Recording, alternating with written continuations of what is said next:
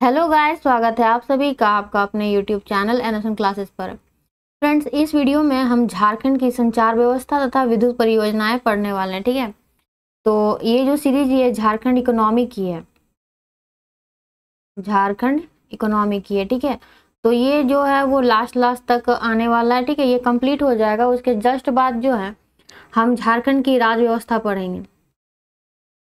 क्या पढ़ेंगे? झारखंड की राज व्यवस्था। ठीक है, इसके साथ ही साथ मैंने एक आर्ट एंड कल्चर की भी जो टॉपिक है वो मैंने शुरू की हुई थी, जिसमें जो है आपका प्रमुख जो किले थे वे तो कंप्लीट हो चुके हैं।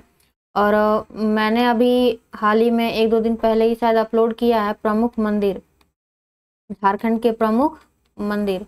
तो उसकी जो है और 2 वीडियोस आएंगी, उसके बाद प्रमुख मंदिर भी क्या हो जाएगा, तो कंप्लीट हो जाएगा। फ्रेंड्स, आपको एक इन्फॉर्मेशन देना है, तो आपके लिए भी खुशी की बात है क्या कि हमारी जो फैमिली है, एनएसएन क्लासेस की जो फैमिली है वो 1000 हो चुकी है। ठीक है, एनएसएन क्लासेस की फैमिली 1000 हो चुकी है।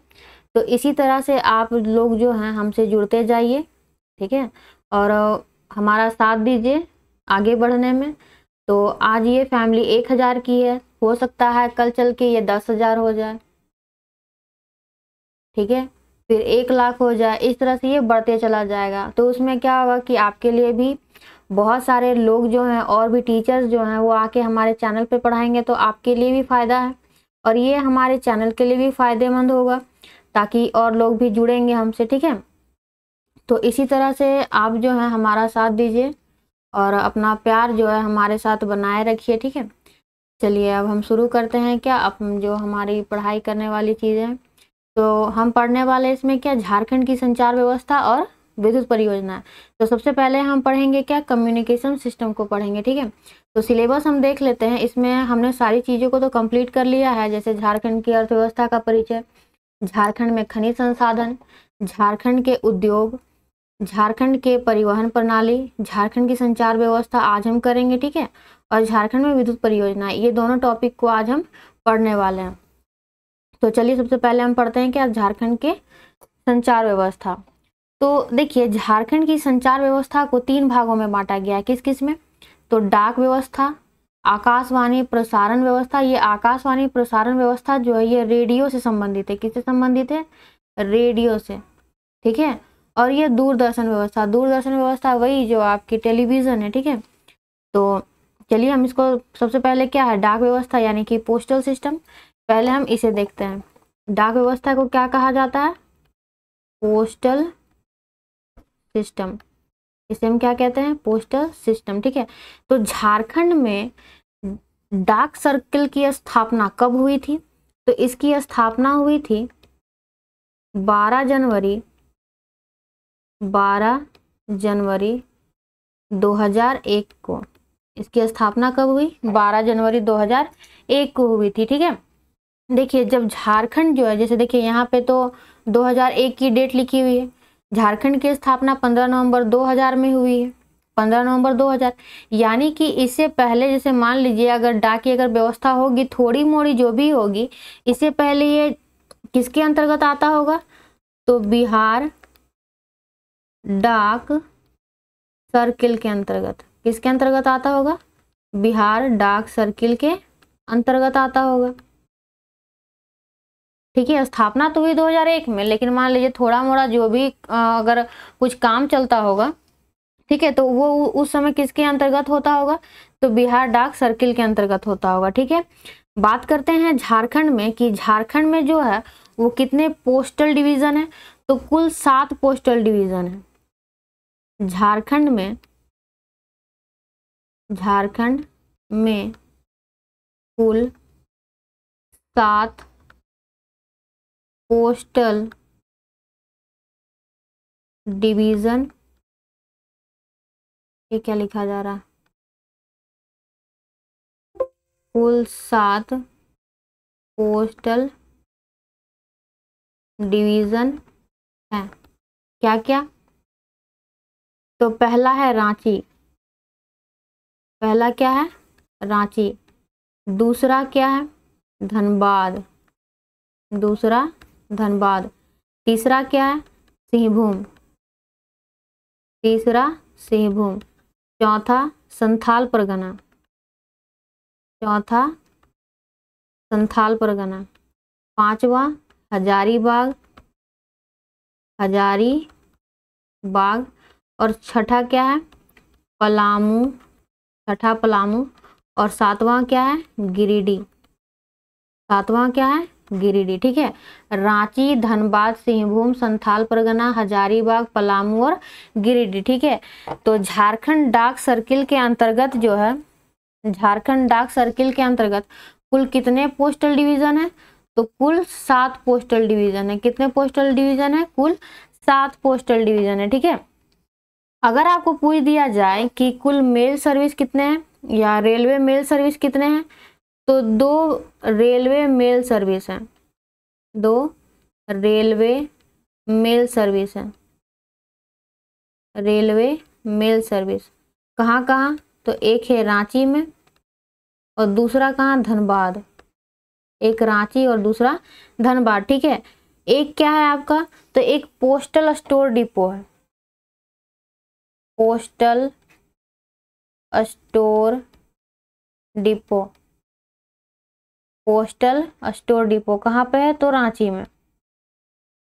2 रेलवे मेल सर्विस कहाँ कहाँ है, तो रांची में और धनबाद में, और एक पोस्टल स्टोर डिपो है कहाँ पे, तो रांची में। ठीक है, अब देखिए कि जैसे क्या होता है कि जो पिन कोड जो प्रणाली होती है, जैसे हम कहते हैं ना कि हमारा पिन कोड जो है, जैसे मान लीजिए किसी ने अगर कह दिया कि 834000 या 001 इस तरह करके। ठीक है, तो आप सभी ने अपने अपने एरिया का देखा होगा कि इस तरह से क्या होता है। अगर झारखंड की बात करें, अगर झारखंड की बात करें तो पिन कोड का जो प्रथम अंक जो होता है, पिन कोड का प्रथम अंक जो होता है वो झारखंड में 8 से शुरू होता है। किससे शुरू होता है, 8 से। ठीक है, जैसे कि अगर हम रांची का ही ले लेते हैं तो रांची का जो है आपका कितना है, तो 834001, रांची का जो पिन कोड है वो कितना है, 834000 सॉरी 001। तो देखिए ये जो आपको यहाँ पे 8 जो नंबर आपको यहाँ जो संख्या दिखाई दे रही है, ठीक है, तो सॉरी जो अंक जो यहाँ पे आपको दिखाई दे रहा है, तो ये झारखंड के साथ साथ बिहार का भी क्या है, तो पिन कोड का प्रथम अंक है। बिहार का भी पिन कोड का प्रथम अंक क्या है, तो 8 है। ठीक है, तो इस तरह से आप जो है अपने एरिया का देख सकते हैं कि कितना जो है पिन कोड क्या है। और अगर बात करें झारखंड में ही, तो झारखंड में कुल डाकघरों की संख्या कितनी है, कुल डाकघरों की संख्या कितनी है, तो कितनी संख्या है, तो 3097। कितना डाकघर है यहाँ पे, तो 3097। ठीक है, तो इतना कुछ समझ में आया। अगर आपको पूछ दिया जाएगा कि झारखंड डाक सर्किल के अंतर्गत जो है झारखंड में कितने पोस्टल डिवीजन है, तो कुल 7 पोस्टल डिवीजन है। ये सब का आपको नाम याद रखना है। ठीक है, उसके बाद एक याद रखिएगा क्या कि पिन कोड का प्रथम अंक जो है वो क्या है, तो 8 है। ठीक है, ये तो अगर आप जैसे किसी का अगर स्टार्ट भी होता है तो उसे याद रखने की जरूरत नहीं है उस क्षेत्र की। ठीक है, चलिए अब चलते हैं हम आगे। तो अगला क्या है, तो अगला है हमारा आकाशवाणी प्रसारण व्यवस्था। आकाशवाणी प्रसारण व्यवस्था यानी कि all India radio, all India radio. ठीक है, तो अगर बात किया जाए कि झारखंड में प्रमुख आकाशवाणी केंद्र कहाँ पे है, तो यह रांची में है। कहाँ पे है, रांची में। ठीक है, राज्य का प्रमुख आकाशवाणी केंद्र, आकाशवाणी केंद्र कहाँ पे है, तो रांची में है। कहाँ है, रांची में। इसकी जो ट्रांसमिशन क्षमता जो है वो हाई है। इसकी ट्रांसमिशन क्षमता क्या है, हाई है। ठीक है, इसकी स्थापना कब हुई, जो रांची में जो आपकी आकाशवाणी केंद्र जो है उसकी स्थापना कब हुई थी, तो 27 जुलाई 27 जुलाई 1957 में। इसकी स्थापना कब हुई? 27 जुलाई 1957 में। ठीक है। अगर आपको पूछ दिया जाए कि झारखंड में कुल कितने रेडियो स्टेशन हैं, तो झारखंड में कुल 13 रेडियो स्टेशन है। कितने रेडियो स्टेशन है? 13 रेडियो स्टेशन है। ठीक है। कौन कौन से हैं तो उनका नाम हम देख लेते हैं। तो 13 में से कौन कौन है? तो पहला है चाईबासा। पहला क्या है? चाईबासा, धनबाद, जमशेदपुर,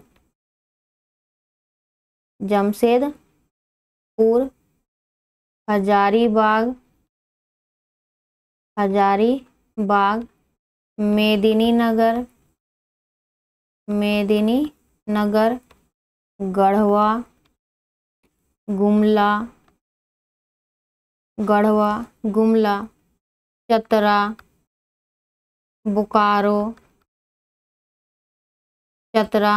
बोकारो, देवघर, घाटशिला और गिरिडीह। तो यहाँ पे जो है आपके 12 हैं। और अगर रांची को भी मिला लिया जाता है, तो कुल कितने रेडियो स्टेशन हो जाते हैं? कुल 13। ठीक है। तो आप यहाँ से देख लीजिए, इसका कलर हम थोड़ा चेंज कर देते हैं। चाईबासा से लेकर मेदिनीनगर तक। ठीक है। इसकी जो ट्रांसमिशन क्षमता जो है वो लो है। क्या है? इसकी ट्रांसमिशन क्षमता लो है। ठीक है। बाकी जो सबसे हाई किसकी है? तो सबसे हाई किसकी है? रांची की। ट्रांसमिशन क्षमता हाई किसकी है? रांची की, जिसकी स्थापना जो है वो 27 जुलाई 1957 को हुआ था। 27 जुलाई 1957 को हुआ था। ठीक है। चलिए अब चलते हैं आगे। तो अगला क्या है? दूरदर्शन व्यवस्था, जिसे हम क्या कहते हैं? टेलीविजन। ठीक है। दूरदर्शन यानी कि दूर की चीजों को दर्शन करना, टेलीविजन। ठीक है। तो देखिए, जो टेलीविजन है इसकी जो स्थापना है वो कब की गई थी? तो छठी पंचवर्षीय योजना के दौरान किया गया था। ठीक है। इसकी जो स्थापना है, इसकी स्थापना लिख लीजिए। तो रांची में इसकी स्थापना, या राज्य में किसी भी क्षेत्र में सबसे पहले रांची में ही हुआ था। रांची में दूरदर्शन व्यवस्था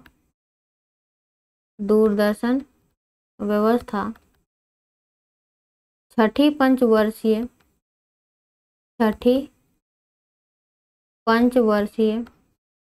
योजना के दौरान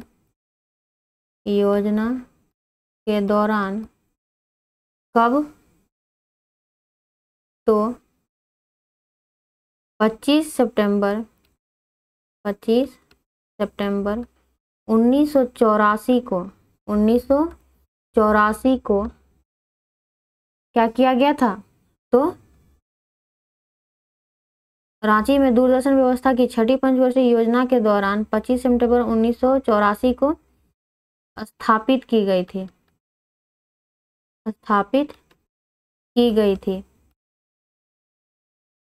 ठीक है। कब की गई थी? तो 25 सितंबर 1984 को।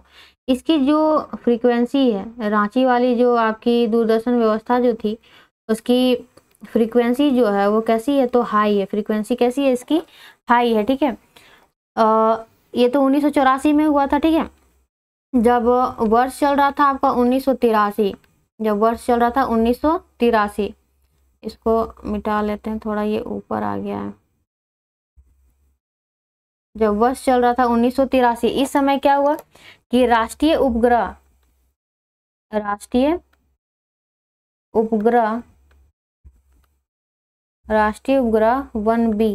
1B, यहाँ पे ब्रैकेट में लिख लीजिए इनसेट 1B। ठीक है।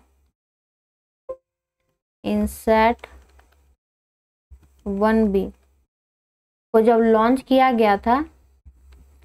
इसे लॉन्च किया गया था, उसी समय लॉन्च करने के बाद जो दूरदर्शन जो कार्यक्रम था उसके प्रसारण के लिए धनबाद, प्रसारण के लिए कहाँ कहाँ, तो धनबाद, ठीक है, दुमका, धनबाद, दुमका, देवघर, बोकारो, जमशेदपुर, जमशेदपुर और हजारीबाग में, जमशेदपुर और हजारीबाग में, इन क्षेत्रों में क्या किया गया था, तो लघु शक्ति वाले ट्रांसमीटर केंद्र की स्थापना की गई थी। ठीक है, लघु शक्ति वाले ट्रांसमीटर केंद्र स्थापित किए गए थे, स्थापित किए गए। ठीक है, और ये तो था क्या मतलब छोटा वाला था ना, यानी कि कम जो जिसकी लो जो क्या बोल सकते लो फ्रीक्वेंसी होती। ठीक है, तो इसी में से एक हाई फ्रीक्वेंसी वाली जो ट्रांसमीटर केंद्र है वो कहाँ पे स्थापित की गई, हाई फ्रीक्वेंसी वाली कहाँ पे ट्रांसमीटर जो है वो स्थापित की गई थी, तो मेदिनीनगर में। कहाँ स्थापित की गई थी, मेदिनीनगर, ब्रैकेट में लिख लीजिए डाल्टनगंज, मेदिनीनगर डाल्टनगंज। ठीक है, इतना कुछ समझ में आया। इसमें आपको याद क्या रखना है कि जो दूरदर्शन व्यवस्था जो है उसकी स्थापना कहाँ सबसे पहले की गई थी, तो रांची में। कब, तो 25 सितंबर 1984 को, 25 सितंबर 1984 को। ठीक है, चलिए अब चलते हैं आगे। तो देखिए ये तीनों को तो हमने पढ़ लिया, ये जो तीन जो हमारे संचार व्यवस्था जो थे उनको तो हमने पढ़ लिया। अब हम चलते हैं अगले टॉपिक की ओर। तो देखिए झारखंड में विद्युत परियोजना, मैंने आपको क्या कहा कि आज जो है हम 2 टॉपिक को पढ़ेंगे। ठीक है, तो ये दूसरा टॉपिक है झारखंड की विद्युत परियोजना। तो देख सकते हैं आप कि विद्युत परियोजना यानी कि क्या, जो ऊर्जा उत्पादन करने की क्या होती है, जो ऊर्जा उत्पादन करने के लिए जो आपकी थर्मल जो पावर प्लांट लगाए जाते हैं, ठीक है, उसके बारे में हमें पढ़ना है। तो झारखंड में जितने भी विद्युत गृह जो है वो स्थापित किए गए हैं, उनमें से उनकी जो क्षमता है, उनकी कितनी कैपेसिटी है, कितनी मेगावाट वो उत्पादित कर सकते हैं बिजली को, तो यहाँ पे आप लिख सकते हैं क्या कि झारखंड राज्य की कुल स्थापित विद्युत गृहों की क्षमता कितनी है, तो 2735 मेगावाट, 2735 मेगावाट है। ठीक है, जिसमें केंद्र सरकार का कितना योगदान है, केंद्र सरकार का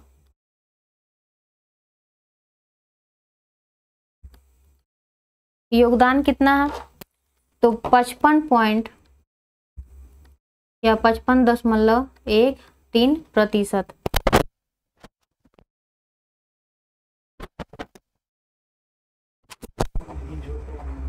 केंद्र सरकार का योगदान कितना है, तो 55.13%। ठीक है, चलिए अब देखते हैं हम राज्य सरकार का योगदान कितना है इसमें। राज्य सरकार का योगदान कितना है,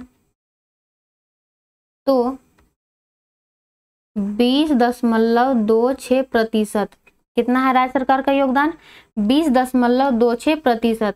अब बात करें प्राइवेट सेक्टर की, यानी कि निजी क्षेत्र का, इसमें योगदान कितना है बिजली उत्पादन में, तो 24.61%। कितना है, 24.61%। तो जो विद्युत परियोजनाएं हैं तो उनके लिए विद्युत गृहों की स्थापना की जाती है।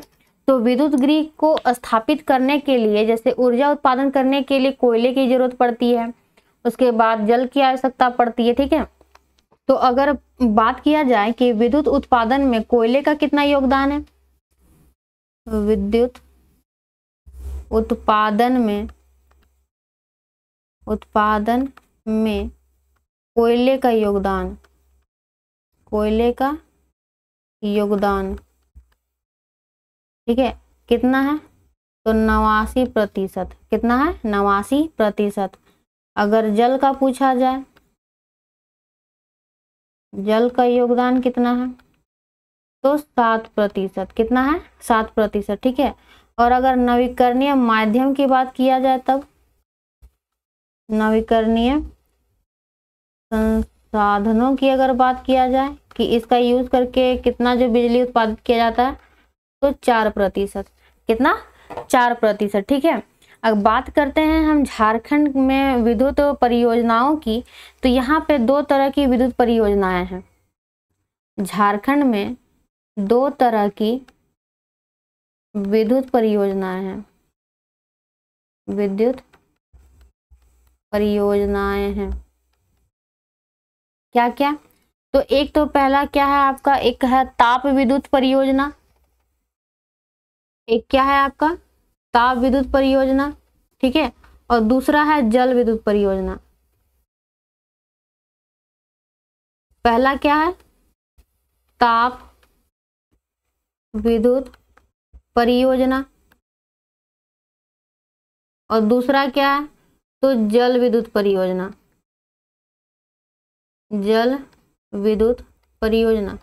ये जो आपको नजर आ रहा है यहाँ पे ताप विद्युत परियोजना, ये किस पे आधारित होता है? तो बेसिकली जो है ये आपकी कोयले पे आधारित होती है। किस पे आधारित होती है?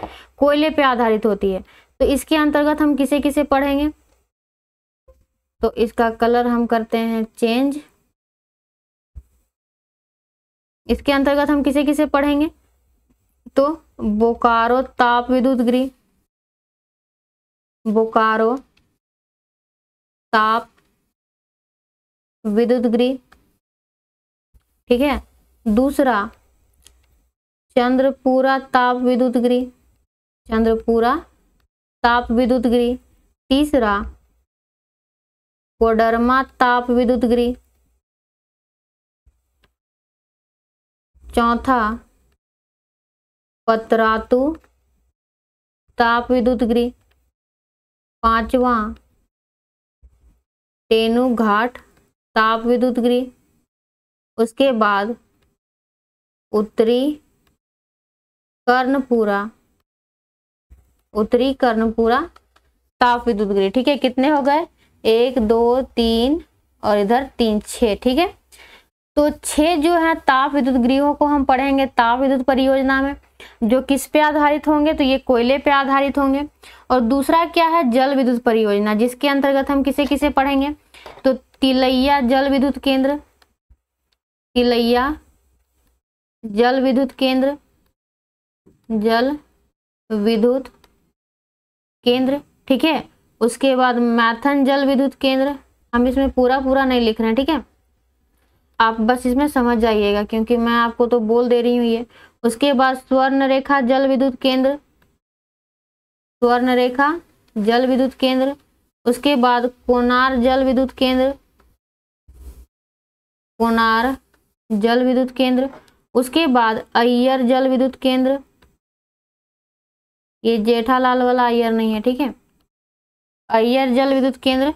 और फिर बाल पहाड़ी जल विद्युत केंद्र, बाल पहाड़ी जल विद्युत केंद्र। ठीक है। कितने हो गए?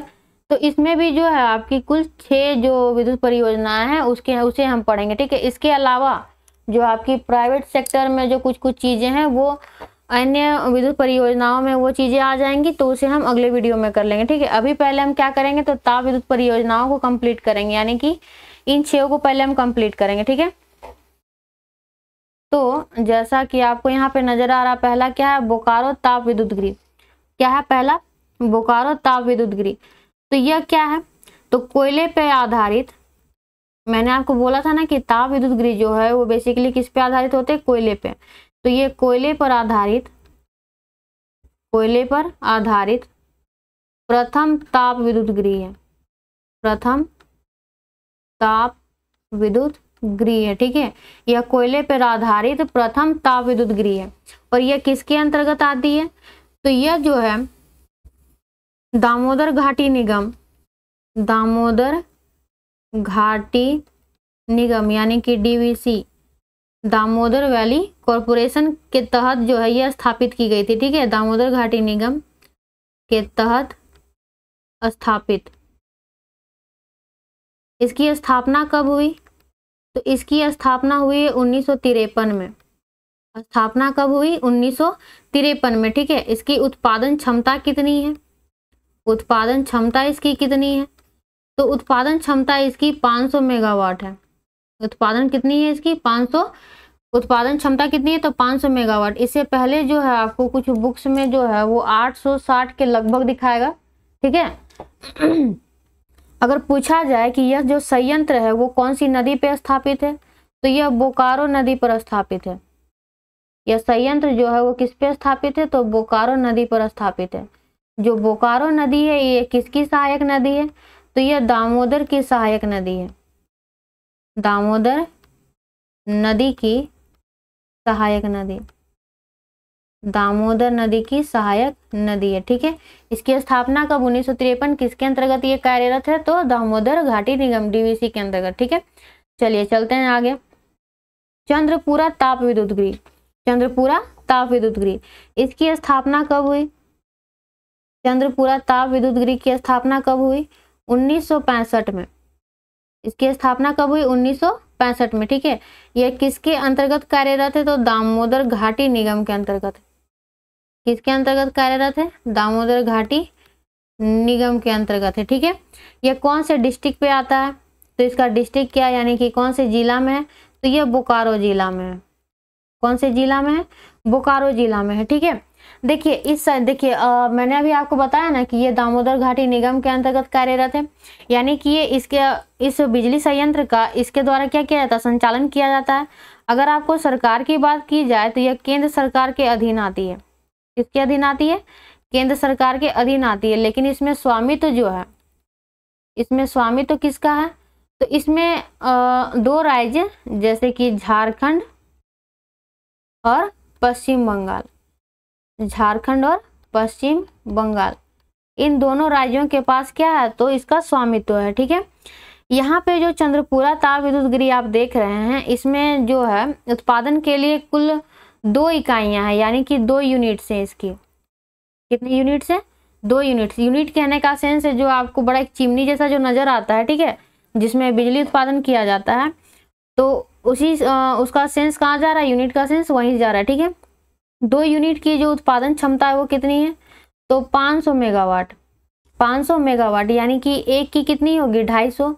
तो 2 इंटू हम 250 मेगावाट कर सकते हैं, ठीक है। यानी कि 2 यूनिट मिलके कितनी उत्पादन करेंगे? तो 500 मेगावाट, ठीक है। इसमें जो है जैसे ताप विद्युत गृह मैंने आपको बताया ना अभी कि जो ताप विद्युत गृह है वो किस पे आधारित होते हैं? तो कोयले पर। तो यहाँ पे प्राइमरी फ्यूल के रूप में किसका यूज किया जाता है? प्राइमरी फ्यूल के रूप में किसका यूज किया जाता है? तो बिटुमिनस कोयले का, बिटुमिनस कोल का, बिटुमिनस कोल का यूज किया जाता है, ठीक है।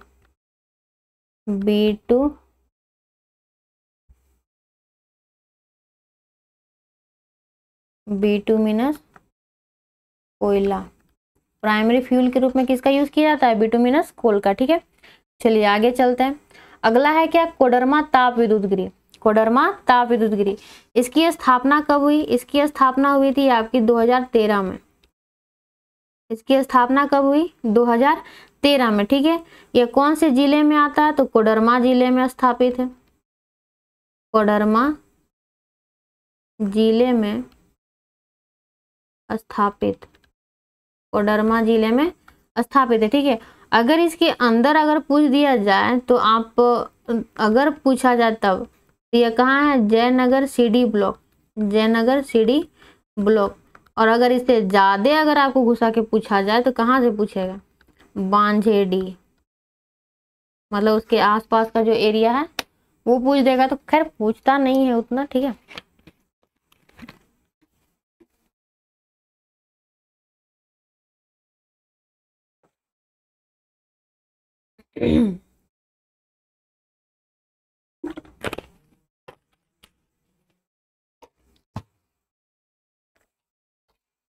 चलिए, बोलते बोलते पानी प्यास लग जाता है नहीं। चलिए, तो जैसा कि मैंने आपको बताया कि जो ताप विद्युत गृह होते हैं वो किस पे आधारित होते हैं? तो कोयले पर। तो ये कोयले पर आधारित क्या है? Power plant. कोयले पर आधारित थर्मल पावर प्लांट, कोयले पर आधारित थर्मल पावर प्लांट। ठीक है, इसका संचालन किसके द्वारा किया जाता है? तो डीवीसी के द्वारा। संचालन किसके द्वारा किया जाता है? डीवीसी के द्वारा किया जाता है, दामोदर घाटी कॉरपोरेशन के द्वारा। इसकी उत्पादन क्षमता कितनी है? इसकी जो विद्युत उत्पादन क्षमता है वो कितनी है? तो इसकी विद्युत उत्पादन क्षमता है कितनी? 1000 मेगावाट। 1000 मेगावाट, जिसके कुल 2 यूनिट लगाए गए हैं। कितने यूनिट है? कुल 2 यूनिट है। तो 1000 मेगावाट टोटल है। ठीक है, यानी कि 2 इंटू कितना कर सकते हैं? 500 मेगावाट। 2 into 500 megawatt. ठीक है, यानी कि 2 इकाई मिलके कितना उत्पादन कर रही है? 1000। ठीक है, इसमें प्राइमरी फ्यूल के रूप में किसका यूज किया जाता है? प्राइमरी फ्यूल के रूप में किसका यूज किया जाता है? तो बिटुमिनस कोयले का। किसका यूज किया जाता है? बिटुमिनस कोयले का यूज किया जाता है। ठीक है, कोडरमा ताप विद्युत गृह में किसका यूज किया जाता है प्राइमरी फ्यूल के रूप में? तो बिटुमिनस कोयले का यूज किया जाता है। अगला क्या है? तो पतरातू ताप विद्युत गृह। अगला क्या है? पतरातू ताप विद्युत गृह। इसकी स्थापना कब हुई थी? इसकी जो स्थापना है वो 1973 में हुई। इसकी स्थापना कब हुई? 1973 में। इसमें ओवर राइटिंग करने पे ये और खराब हो जाता है। इसकी स्थापना कब हुई? 1973 में। तो अगर पंचवर्षीय योजना अगर पूछ दिया जाए तो ये चौथी पंचवर्षीय योजना के दौरान स्थापित हुई थी। चौथी पंचवर्षीय योजना के दौरान स्थापित। अगर इसमें कोई देश की अगर सहयोग पूछ दी जाए तो ये रूस के सहयोग से स्थापित हुई थी। रूस के सहयोग से स्थापित। रूस के सहयोग से स्थापित। ठीक है, अगर जिला पूछा जाए कि ये कौन से जिले में है तो ये रामगढ़ जिले में है। कहाँ पे है ये? रामगढ़ जिले में। ठीक है, और यह क्या है? तो कोयले पर आधारित संयंत्र है। कोयले पर आधारित संयंत्र अधिकतर कहाँ जा रहा है? कोयले में ही, क्योंकि ताप विद्युत गृह जो है वो किस पे आधारित होंगे? कोयले पे। तो ये बात ही पुराने वाले की। जो नया वाला जो स्थापित हुआ है वो कब स्थापित हुआ है? तो 15 अक्टूबर 2015 में। जो नया वाला जो है वो कब स्थापित हुआ है? तो 15 अक्टूबर 2015 में। यह किसके द्वारा स्थापित है? तो एनटीपीसी और झारखंड बिजली वितरण निगम लिमिटेड के द्वारा। ठीक है, एनटीपीसी तथा JBVNL। ठीक है, इसका लिख लीजिए यहाँ पे, झारखंड बिजली वितरण निगम लिमिटेड। ठीक है, तो इन दोनों के संयुक्त रूप से जो है वो किसकी स्थापना की गई? तो पतरातू ताप विद्युत गृह की, नए वाली की। ठीक है, जिसकी स्थापना जो है वो किस उद्देश्य से की गई थी कि यहाँ पे जो बिजली उत्पादन है वो कितना कर सकते हैं हम? 4000 मेगावाट कर सकते हैं। इसकी उत्पादन कितनी कर सकते हैं हम? 4000 मेगावाट विद्युत उत्पादन कर सकते हैं। इस उद्देश्य से इसकी स्थापना की गई थी। ठीक है, इसको हम मिटा देते हैं क्योंकि स्थापना से कुछ लोग कंफ्यूज हो सकते हैं कि स्थापना पहले भी लिखा हुआ है और यहाँ भी लिखा हुआ है। तो उद्देश्य मैं यहाँ पे लिख देती हूँ। ठीक है, उद्देश्य क्या था कि 4000 मेगावाट विद्युत उत्पादन किया जाएगा, जिसके लिए 800 मेगावाट की 5 यूनिट लगाई गई है। ठीक है, अगर इसे मल्टीप्लाई कर देंगे कितना हो जाएगा? 8 × 5 = 40 और यहाँ पे 00, यानी कि 4000 मेगावाट। ठीक है, यहाँ पे जो कोल जो है यानी कि कोयला जो है वो किसके द्वारा सप्लाई किया जाता है? कोयला जो है वो किसके द्वारा सप्लाई किया जाता है? तो कोयला का सप्लाई जो है बनहरडी कोयला खदान से होता है। बनहरडी कोयला खदान से। ठीक है, जो कोयला का जो सप्लाई है पतरातू ताप विद्युत गृह को किसके द्वारा किया जाता है, तो बनहरडी कोयला खदान से किया जाता है। ठीक, चलिए आगे चलते हैं। अगला क्या है, तो अगला है टेनुघाट ताप विद्युत गृह। तो ये जो टेनुघाट ताप विद्युत गृह जो आप देख रहे हैं इसे टीटीपीएस भी कहा जाता है। क्या कहा जाता है इसे, टीटीपीएस। और एक जो आपने पहले जो पढ़ा अभी बोकारो ताप विद्युत गृह उसे बीटीपीएस कहा जाता है। क्या कहा जाता है, बीटीपीएस कहा जाता है। ठीक है, या टीटीपीएस, तो टीटीपीएस यानी कि Tenughat thermal power plant, Tenughat thermal power plant.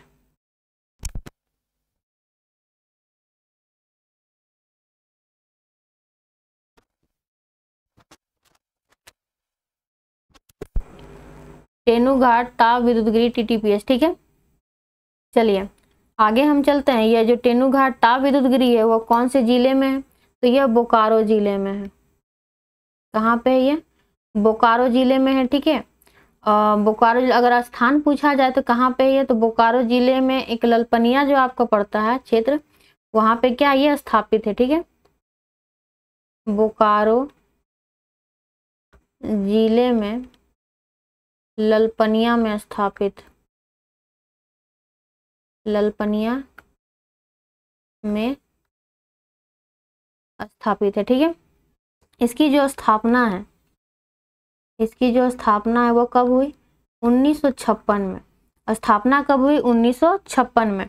और यहाँ पे विद्युत उत्पादन के लिए, विद्युत उत्पादन के लिए जो है वो 2 यूनिट लगाए गए हैं। 2 यूनिट कितने कितने मेगावाट की, तो 210 मेगावाट की। तो अगर 2 × 210 करते हैं तो कितना हो जाएगा, यहाँ पे 420 मेगावाट। कितना हो जाएगा, 420 मेगावाट। ठीक है, यानी कि टेनुघाट ताप विद्युत गृह से जो है वो 420 मेगावाट की बिजली की उत्पादन होती है। इसका मुख्यालय कहाँ है, तो इसका मुख्यालय है हिनू में, हिनू रांची, हिनू रांची मुख्यालय कहाँ है इसका, तो हिनू रांची में। ठीक है, चलिए एक लास्ट जो बच गया है वो कौन सा है, तो उत्तरी कर्णपुरा ताप विद्युत गृह। कौन सा है, उत्तरी कर्णपुरा ताप विद्युत गृह। ठीक है, तो इसकी जो स्थापना है वो कब हुई, उत्तरी कर्णपुरा जो है ताप विद्युत गृह, इसकी स्थापना कब हुई, तो ये अभी बनाया नहीं गया है, बस प्रस्तावित है क्या कि राष्ट्रीय ताप विद्युत निगम, राष्ट्रीय ताप विद्युत निगम द्वारा टंडवा, कहाँ, टंडवा जो कि आपका चतरा में है, टंडवा चतरा में प्रस्तावित है, यानी कि बनने वाला है, प्रस्तावित है। जिसकी कुल उत्पादन क्षमता कितनी होगी, कुल उत्पादन क्षमता कितनी होगी, तो 1980 मेगावाट। उत्पादन क्षमता कितनी होगी, तो 1980 मेगावाट, जिसकी कुल 3 इकाई लगाई जाएगी, 3 यूनिट लगाए जाएंगे। ठीक है, यानी कि अगर जैसे बात करें तो ये कुल मिला के, ठीक है, कुल क्षमता जो 1980 मेगावाट है, तो इसके कुल 3 यूनिट लगाए जाएंगे इसको बांट करके। तो 3 यूनिट के हिसाब से 1 यूनिट जो है आपका 660 मेगावाट बिजली का उत्पादन करेगा। ठीक है, इसी को मल्टीप्लाई कीजिए तो 0 6 18 और 1 1980 मेगावाट। ठीक है, 1980 मेगावाट की क्या होगी, तो बिजली उत्पादन होगी। ठीक है, तो ये जो था ये ताप विद्युत गृह जो है वो कंप्लीट हो चुका है। अगले वीडियो में जो है हम क्या पढ़ेंगे, तो जल विद्युत गृह पढ़ेंगे। क्या पढ़ेंगे, जल विद्युत गृह। ये जल्दी ये वीडियो आ जाएगी कल संडे। ठीक है, तो टाइम मिल जाएगा तो जल्दी मैं इसे बना लूँगी। उसके साथ ही साथ मुझे प्रमुख मंदिर के भी टॉपिक्स जो बचे हुए हैं उसे भी डालना है मुझे। तो उम्मीद करती हूँ कि आपको जो है ये वीडियो अच्छा लगा होगा। अगर अच्छा लगा होगा तो एक लाइक ज़रूर कीजिए और ज़्यादा से ज़्यादा लोगों को शेयर कीजिए, ताकि और भी लोग जो है हमसे जुड़ सकें और इस NS1 क्लासेस की जो परिवार है उसे और हम बढ़ा सकते हैं। ठीक है, तो चलिए फिर मिलते हैं अब अगले वीडियो में, तब तक के लिए bye bye and take care.